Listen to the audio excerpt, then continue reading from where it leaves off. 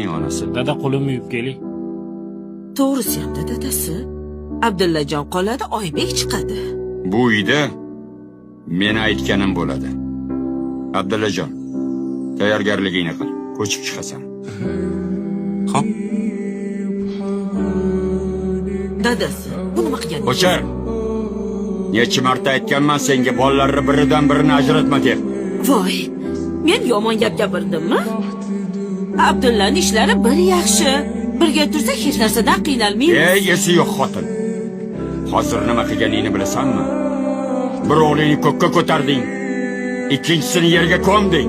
Voy, Oybekning ishlari zo'r paytda Abdullaga dom oldiruvding.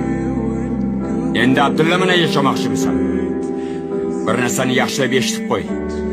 Erkak kishini omadi bilan hazillashma. Undan ko'ra ikkala o'g'lingni ham duo qil.